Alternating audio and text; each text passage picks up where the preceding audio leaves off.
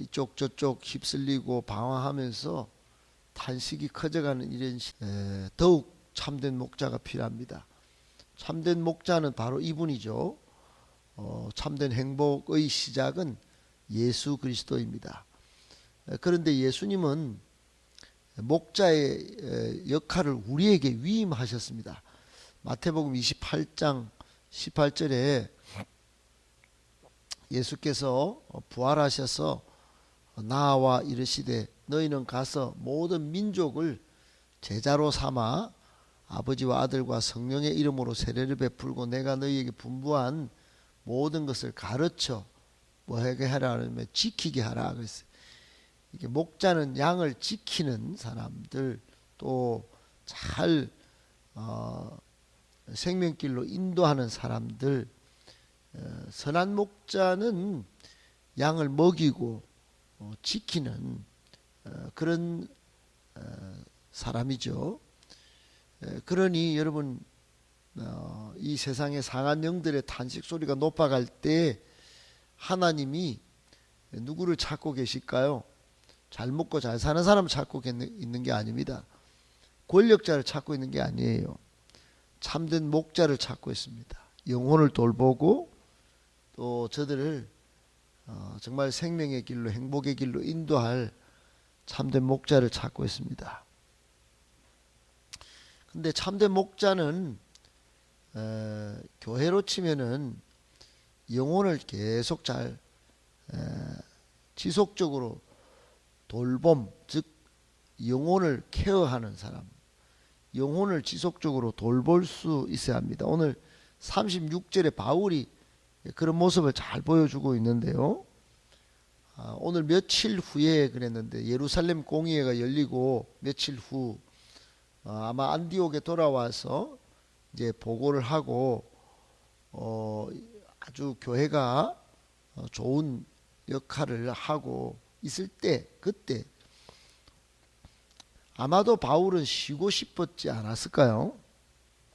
그동안 1차 여행에 피곤함도 있는 데다가 서로 싸우고 지금 할례 주는 것이 옳다 아니다, 믿음으로 구원받는다, 이것 때문에 좀 가만히 들어온 사람들이 교회를 막 휘젓고 다닐 때 예루살렘 공의회까지 가가지고 먼 거리를 또 가서 좀 만장일치로 또 의견을 받아와가 편지를 또 다 돌리고 이제 됐다 싶을 때 그때 좀 쉬면 안 좋습니까? 여러분도 저도 그런 일이 안 있겠습니까? 뭔가 일이 복잡한 일이 생겼을 때는 쉬고 싶고 막 그냥 그렇지 않겠습니까? 그런데 바울은 안 그랬어요. 바울은 바나바 보고 말합니다. 영적인 동지죠. 바나바요, 동역자요. 우리가 주의 말씀을 전한 각 성으로 1차 여행을 심각하게 다녔던 그곳에 제자들이 많이 있을 텐데 한번 다시 가서 어떻게 자랐는지, 신앙생활 잘 하는지 한번 체크 한번 합시다. 그렇게 제안을 했습니다. 바울이 어떤 마음으로 목양하고 어떤 마음으로 이렇게 살았는지 잘 살펴볼 수 있는 그런 내용입니다. 다시 가서, 이 말은 수고를 아끼지 않겠다는 겁니다. 힘듦도 받아들이겠다는 거야. 어떠한가 살펴봅시다. 이 말은 어떠한가, 깊이 한번 영혼을 상했는지, 그리고 영혼이 죽기를 향하고 있는지 한번 체크해보고 제대로 한번 목양을 해보겠다는 거예요. 여러분, 우리가 거지같이 계속 좋은 것만 주기만 하면 되는 게 아니에요. 바울은 그런 마음이 없었어요. 가서 어떠한지 딱 살펴보고 제대로 자라는지 안 자라는지, 심지어 고린도 교회는 아주 심각한 편지를 씁니다. 그게 1년 8개월 동안 목양했던 곳인데 나중에 그 보면 고린도서 편지를 보면 아주 심각하게 때렸어요. 여러분 정신을 차리세요. 그러고 막 여러분 그렇게 해서 고린도 교회를 다시 세워놓고 다시 가야 할 곳의 상황이요, 아주 그냥 여러분 생각을 해보죠. 좋은 곳이 아닙니다. 복음을 들고 가서 갓 태어난 갓난 아이 같은 그런 교회들도 있고, 심지어 자신을 향하여 돌을 들어서 때려가지고 쳐가지고 거반 바울이 죽어 나온 곳도 있습니다. 얼마나 손이 많이 들고 또 힘도 써야 될, 마음도 힘이 든 곳인지도 모릅니다.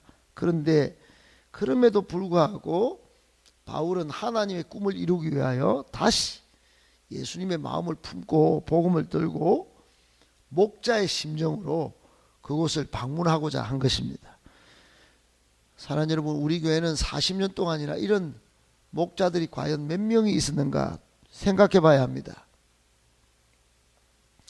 정말 영혼을 살피고 돌보고 세심한 배려와 갓난 아이 같은 그런 아이들, 때로는 또 좀 성장했는데도 애기같이 굴면서 뒤로 낮아빠진 사람들을 과연 바울의 심정으로 어르고 또는 권면하고 또 바른 가르침을 주고 얼마나 그렇게 했는지 생각해 봐야 합니다. 이점에서 여러분, 바울처럼 참된 목자는 양떼를 다시 지속적으로 체계적으로 돌보는 사람이 참된 목자입니다.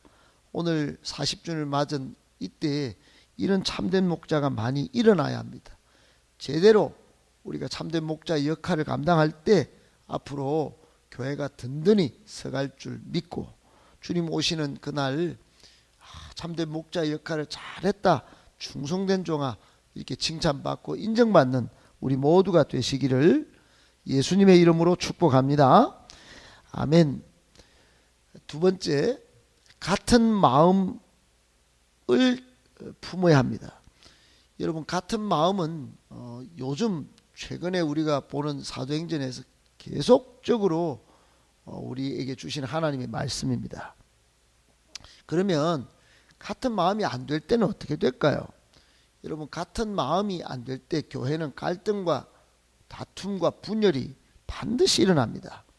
오늘 37절부터 41절까지는 사도행전에 일어나지 않았으면 참 좋을 법한 가장 가슴 아픈 사건이 하나 소개되고 있습니다.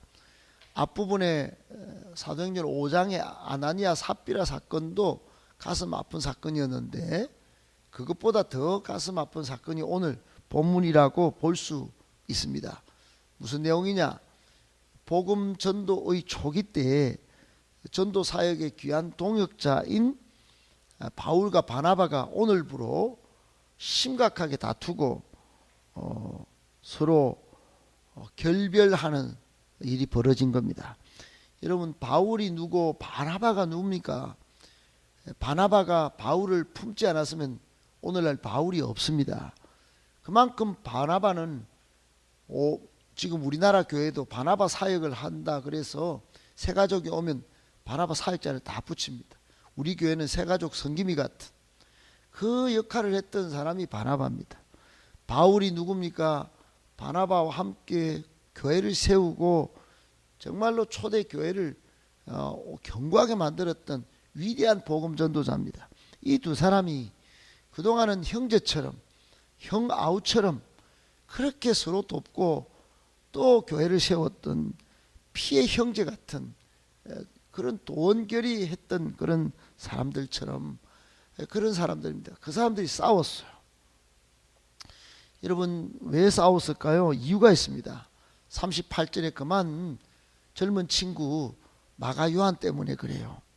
이 사람이 밤빌리아에서 예루살렘으로 나는 힘든 거 싫습니다, 그러고 돌아가 버린 거예요.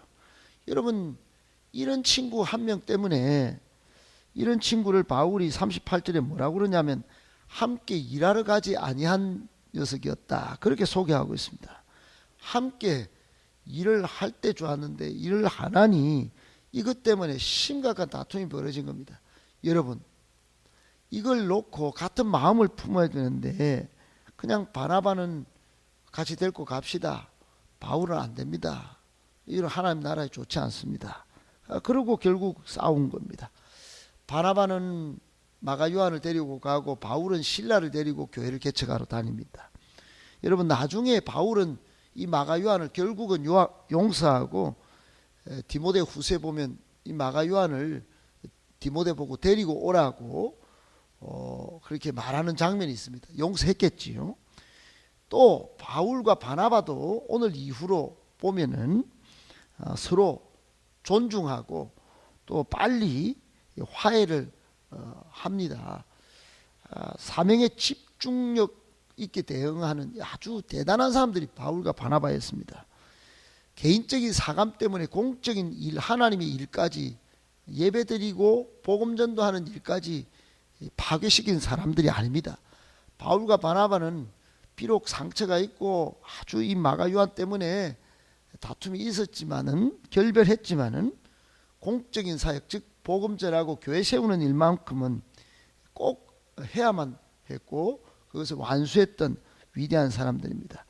여러분, 같은 마음이 안 됨으로 인하여 순간 결별했지만 헤어져서 더 잘된 케이스가 바울과 바나바였습니다. 그러나 그 초기에 가슴 아픈 사건만은 우리가 꼭 오늘 발견할 수 있는 내용입니다.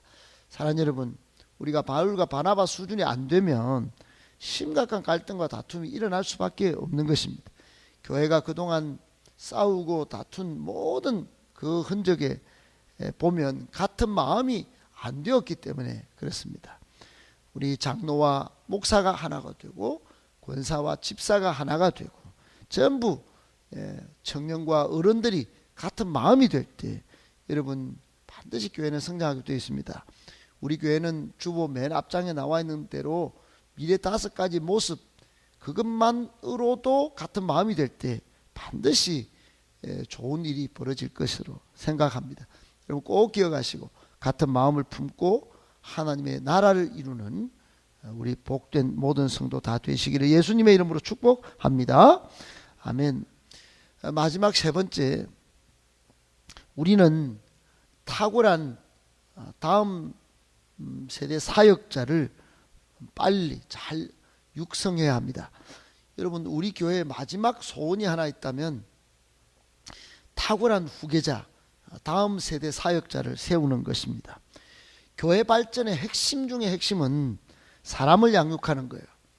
여러분, 올해 저의 최고의 목표는 40주년이 아니라 40주년에 가장 그 다이아몬드 같은 일은 40주년을 맞이했기 때문에 사람을 양육하는, 거기에 저의 초점이 있습니다. 후계자를 발굴하고 앞으로 우리 교회의 중심축, 일꾼이 누굴지, 또 다음 세대를 어떻게 세울지, 그게 모든 저의 핵심 역량을 다 쏟을까 합니다. 그런 일을 위해서라면 올해 무슨 일이든 할까 다 생각합니다. 여러분, 오늘 우리 읽었던 본문이 16장까지 갔는데 16장은 딱 한 가지 사건이 있어요. 그게 누구냐면 바울이 디모데를 찾아낸 겁니다. 여러분, 바울이 오늘 바나바와 결별해서 더베와 루스드라에 들어갔는데 거기 전번에 복음을 전했는데 이 제자가 된 사람이 한 명 있는 거예요. 젊은 친구가, 디모데가 있는 겁니다. 여러분, 마가 요한 속을 썩인 이 제자 대신에 하나님이 실라를 옆에 붙였고 오늘은 디모데를 찾아내게 하셨어요. 여러분이 아는 디모데입니다. 디모데전서, 디모데후서에 나오는 디모데입니다. 정말로 바울 곁에는 디모데 같은 사람이 있었기에 고린도 교회도 세우고 앞으로 사역이 엄청나게 잘 되었습니다. 바울이 초대 목사였다면 디모데는 후임 목사였습니다. 디모데는 어떤 인물이었냐? 믿음의 가정에서 탄탄한 믿음을 배우고 자라났고 모든 성에서 칭찬받는 그런 사람이었습니다.